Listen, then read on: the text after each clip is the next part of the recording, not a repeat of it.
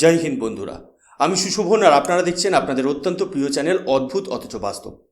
আজ আমরা কোনো সাধারণ বিষয় নিয়ে আলোচনা করব না। 2026 সালের শুরুতেই বিশ্ব রাজনীতির মানচিত্রে এমন এক ভূমিকম্প শুরু হয়েছে যার কেন্দ্রবিন্দুতে রয়েছে আমাদের প্রতিবেশী দেশ পাকিস্তান এবং তাদের কবজায় থাকা বালুচিস্তান।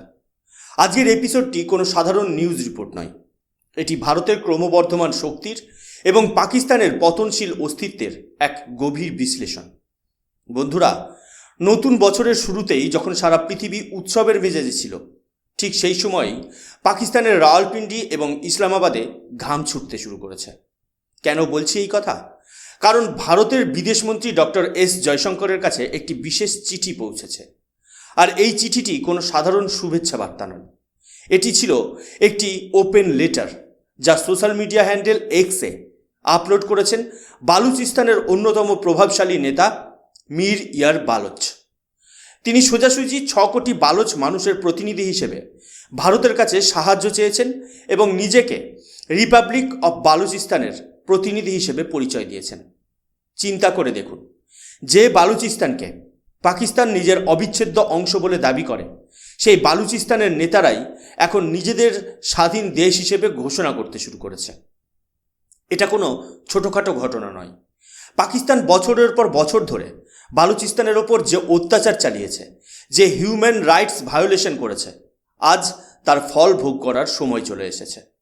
মীর ইয়ার বালোচ তার চিঠিতে খুব পরিষ্কারভাবে বলেছেন যে পাকিস্তান আজ একটি মৃতপ্রায় দেশ এবং বালুচিস্তান আর তাদের সাথে থাকতে চায় না। কিন্তু সবথেকে বড় আশঙ্কার কথা যেটা তিনি জানিয়েছেন সেটা হলো চীনের অনুপ্রবেশ। বন্ধুরা, আপনারা জানেন যে সিপ্যাক মানে চায়না পাকিস্তান ইকোনমিক করিডোর প্রজেক্টের নামে চীন পাকিস্তানকে ঋণের জালে ফাঁসিয়ে রেখেছে। কিন্তু এখন খবর আসছে যে পাকিস্তান সরকার নিজেদের ক্ষমতা টিকিয়ে রাখতে এবং বালোচ বিদ্রোহীদের দমন করতে বালুচিস্তানে সরাসরি চীনা সেনা অর্থাৎ চাইনিজ ট্রুপস মোতায়েন করার অনুমতি দিতে চলেছে। একবার ভাবুন, ভারতের ঠিক পাশেই যদি চীনা সেনা ঘাঁটি গেড়ে বসে, তবে সেটা ভারতের ন্যাশনাল সিকিউরিটির জন্য কতটা বড় থ্রেট। মীর ইয়ার বালোচ ভারতকে সতর্ক করেছেন যে আগামী কয়েক মাসের মধ্যেই চীনা সেনারা বালুচিস্তানের মাটিতে পা রাখতে পারে। আর তারা যদি একবার এখানে জায়গা করে নেয়, তবে দক্ষিণ এশিয়ার শান্তি চিরতরে নষ্ট হয়ে যাবে। ভারতের জন্য এটি একটি বিশাল জিওপলিটিক্যাল চ্যালেঞ্জ। মীর ইয়ার বালোচ সোজাসুজি এস জয়শঙ্করকে অনুরোধ করেছেন যাতে ভারত এই বিষয়ে হস্তক্ষেপ করে। তিনি ভারতকে দক্ষিণ এশিয়ার বড় ভাই এবং গণতন্ত্রের রক্ষক হিসেবে দেখেছেন। এখানে একটা অদ্ভুত বিষয় লক্ষ্য করার মতো, মীর ইয়ার বালোচ ভারতের অপারেশন সিন্দুরের ভূয়সী প্রশংসা করেছেন। আপনারা জানেন, গত বছর ভারত পাকিস্তানের ভেতরে ঢুকে যে সার্জিক্যাল স্ট্রাইক এবং কাউন্টার টেরোরিজম অপারেশন চালিয়েছিল, তার নাম ছিল অপারেশন সিন্দুর। এই অপারেশনের মাধ্যমে ভারত পাকিস্তানের টেরর ইনফ্রাস্ট্রাকচার ধ্বংস করে দিয়েছিল। বালোচ নেতা বলেছেন যে ভারতের এই পদক্ষেপ শুধুমাত্র ভারতের সুরক্ষার জন্য নয়, বরং বালুচিস্তানের মানুষের জন্যও আশীর্বাদ হয়ে দাঁড়িয়েছে। কারণ পাকিস্তানের মদতপুষ্ট সন্ত্রাসীরা বালুচিস্তানেও সাধারণ মানুষের ওপর হামলা চালাতো। ভারত সেই সাপ্লাই লাইন কেটে দেওয়ায় এখন বালুচ মুক্তিকামী যোদ্ধারা অনেকটা স্বস্তিতে আছেন। বন্ধুরা, বালুচিস্তানের এই লড়াই আমাকে 1971 সালের কথা মনে করিয়ে দিচ্ছে। তখন পূর্ব পাকিস্তানের মানুষ পশ্চিম পাকিস্তানের পাঞ্জাবি শাসকদের অত্যাচারে অতিষ্ঠ হয়ে উঠেছিল। সেখানেও শেখ মুজিবুর রহমানের মতো নেতারা উঠে এসেছিলেন, যারা দীর্ঘদিন জেলে থেকেছেন, কিন্তু মানুষের মন থেকে তাদের নাম মুছে ফেলা যায়নি।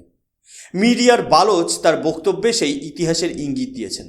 তিনি বলেছেন, পাকিস্তান আজ বালোচ নেতাদের গুম করে দিচ্ছে, জেলে ভরছে, কিন্তু তাতে আন্দোলন আরও তীব্র হচ্ছে। আপনারা মেহরং বালোচের নাম শুনে থাকবেন, যিনি একজন তরুণী হয়েও পাকিস্তান সেনার চোখে চোখ রেখে লড়াই করেছেন। এই ধরনের লেসার দ্যান লাইফ নেতাদের যখন পাকিস্তান সরকার টার্গেট করে, তখন তারা আরও বেশি জনপ্রিয় হয়ে ওঠেন। ইতিহাস সাক্ষী আছে, যখনই কোনো জাতি তার স্বাধীনতার জন্য জীবন দিতে প্রস্তুত হয়, কোনো শক্তিশালী সেনাবাহিনী তাদের আর আটকে রাখতে পারে না। পাকিস্তান 1971 সালে শিক্ষা নেয়নি, আজ 2026 সালে এসেও তারা একই ভুল করছে। পাকিস্তানের সেনাবাহিনী আর তাদের প্রধান আসিম মুনির এখন মরিয়া। তারা বুঝতে পারছে যে বালুচিস্তান তাদের হাত থেকে বেরিয়ে যাচ্ছে। এই কারণেই তারা শাহবাজ শরীফ সরকারকে সামনে রেখে চীনের পা ধরছে। চীনের স্বার্থ এখানে খুব পরিষ্কার, তাদের গোয়াদর পোর্ট রক্ষা করতে হবে। আর সেই গোয়াদর পোর্ট রক্ষা করার জন্য তারা যদি পাকিস্তানের সার্বভৌমত্ব কেড়ে নিয়ে সেখানে সেনা মোতায়েন করে, তবে পাকিস্তানের সাধারণ মানুষই একদিন তাদের উপর চড়াও হবে। মিডিয়ার বালোচ ভারতকে মনে করিয়ে দিয়েছেন যে বালুচিস্তানের সাথে ভারতের কেবল কৌশলগত সম্পর্ক নয়, বরং একটি সভ্যতার সম্পর্ক বা সিভিলাইজেশনাল লিঙ্ক রয়েছে। তিনি উল্লেখ করেছেন মা হিংলাজ মন্দিরের কথা। বালুচিস্তানে অবস্থিত এই সতীপীঠটি হিন্দু ধর্মাবলম্বীদের কাছে অত্যন্ত পবিত্র। বালুচরা মুসলমান হলেও তারা এই মন্দিরকে নিজেদের ঐতিহ্য বলে মনে করেন এবং রক্ষা করেন। তারা মনে করেন বালুচিস্তান স্বাধীন হলে ভারতের সাথে এই সাংস্কৃতিক মেলবন্ধন আরও দৃঢ় হবে। এখন প্রশ্ন হলো, ভারত কি সরাসরি বালুচিস্তানে সাহায্য করবে? বন্ধুরা, আমাদের এটা বুঝতে হবে যে কূটনীতি বা ডিপ্লোমেসি সবসময় সোজা পথে চলে না। ভারত একটি দায়িত্বশীল দেশ। আমরা কোনো দেশের অভ্যন্তরীণ বিষয়ে সরাসরি হস্তক্ষেপ করি না, কিন্তু যখন আমাদের নিজেদের সীমানা এবং সুরক্ষা হুমকির মুখে পড়ে তখন ভারত চুপ করে বসে থাকে না। পাকিস্তান গত 30-40 বছর ধরে কাশ্মীরে যা করেছে, পাঞ্জাবের ড্রাগ আর খলিস্তানি প্রক্সি ওয়ার চালিয়ে যা করেছে, আজ বালুচিস্তান হলো পাকিস্তানের সেই দুর্বল জায়গা। ভারত যদি চায় তবে বালুচিস্তানকে আন্তর্জাতিক মঞ্চে স্বীকৃতি পাইয়ে দেওয়ার জন্য কাজ করতে পারে। মিডিয়ার বালোচ ঘোষণা করেছেন যে 2026 সালে তারা একটি বালুচিস্তান গ্লোবাল ডিপ্লোম্যাটিক উইক পালন করবেন, যেখানে সারা বিশ্বের think tank, human rights organization এবং ফরেন পলিসি মেকারদের আমন্ত্রণ জানানো হবে। বালুচিস্তান এখন বন্দুকের লড়াইয়ের চেয়েও বড় লড়াই লড়ছে, সেটা হলো আদর্শের লড়াই এবং ইনফরমেশন ওয়ারফেয়ার। মিডিয়ার বালোচ ফিদেল কাস্ত্রোর একটি উদাহরণ দিয়েছেন।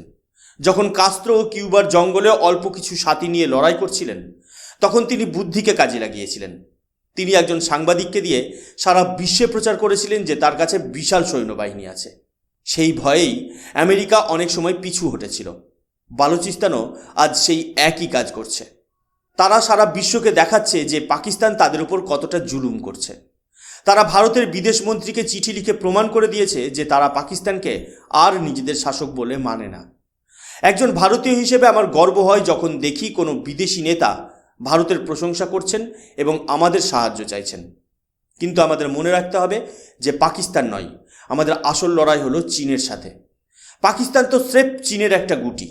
যদি চীনা সেনা বালুচিস্তানে ঢুকে পড়ে তবে ভারত মহাসাগরে আমাদের আধিপত্য চ্যালেঞ্জের মুখে পড়বে। মিডিয়ার বালোচ বলছেন, চীন এখন সিপেকের কাজ শেষ করার জন্য মরণ কামড় দিচ্ছে, কারণ এই প্রজেক্ট ব্যর্থ হওয়া মানে চীনের কয়েকশো বিলিয়ন ডলারের ক্ষতি। তাই বালুচিস্তানকে বাঁচাতে হলে এবং ভারতকে সুরক্ষিত রাখতে হলে আমাদের এখনই এই বিষয়ে একটা স্ট্রিক্ট ফরেন পলিসি নিতে হবে।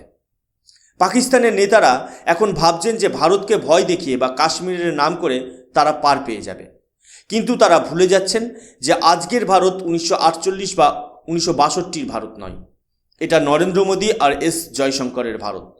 আমরা বাড়িতে ঢুকে মারতে জানি। মিডিয়ার বালোচ তার চিঠিতে খুব সুন্দর করে ভারত আর বালুচিস্তানের ভবিষ্যৎ রোডম্যাপ তৈরি করে দিয়েছেন। তিনি বলেছেন, বালুচিস্তান স্বাধীন হলে ভারত সরাসরি ইরান এবং সেন্ট্রাল এশিয়াতে পৌঁছাতে পারবে। পাকিস্তানের বাধা আর থাকবে না। ভাবুন তো, যদি বালুচিস্তান দিয়ে ভারতের পাইপলাইন বা রেড লাইন চলে যায়, তবে ভারতের অর্থনীতি বা ইকোনমি কত দ্রুত বৃদ্ধি পাবে। সবশেষে একটা কথা বলতেই হয়, পাকিস্তান আজ যে পরিস্থিতির সম্মুখীন তার জন্য তারা নিজেরাই দায়ী। নিজের দেশের মানুষকে মেরে অন্যের দেশে জঙ্গি পাঠিয়ে কোনোদিন ভালো থাকা যায় না। বালুচিস্তানের আজাদি শুধুমাত্র সময়ের অপেক্ষা। মিডিয়ার বালোচের এই নিউ ইয়ার উইশ আসলে পাকিস্তানের জন্য একটি অন্তিম হুঁশিয়ারি। 2026 সাল হতে চলেছে বালোচদের ইতিহাসের একটি টার্নিং পয়েন্ট। আর ভারত এই মহাযজ্ঞে কোনো সরাসরি অংশগ্রহণ না করেও বালোচদের পাশে দাঁড়িয়ে পাকিস্তানকে বুঝিয়ে দেবে যে ধর্মের নামে দেশভাগ করা যায়, কিন্তু হৃদয়ের টান আর স্বাধীনতার স্পৃহা কোনোদিন মন থেকে মুছে ফেলা যায় না। আপনারা কি মনে করেন, ভারতের কি উচিত বালুচিস্তানকে সরাসরি সমর্থন করা, নাকি আমাদের কৌশলী অবস্থান বজায় রাখা উচিত? মিডিয়ার বালোচ যে চীনা সেনার কথা বলছেন, ভারত কি তার জন্য প্রস্তুত? আপনাদের মতামত কমেন্ট সেকশনে অবশ্যই জানান। আজকের এই বিশ্লেষণটি ভালো লাগলে লাইক দিন এবং শেয়ার করুন যাতে সবাই জানতে পারে পাকিস্তানের অন্দরে কী ডামাডোল চলছে। আমাদের চ্যানেল অদ্ভুত অথচ বাস্তবকে সাবস্ক্রাইব করতে ভুলবেন না। আমি সুশোভন আজকের মতো বিদায় নিচ্ছি। দেখা হবে পরের এপিসোডে। জয় হিন্দ, বন্দে মাতরম, ভারত মাতা কি জয়।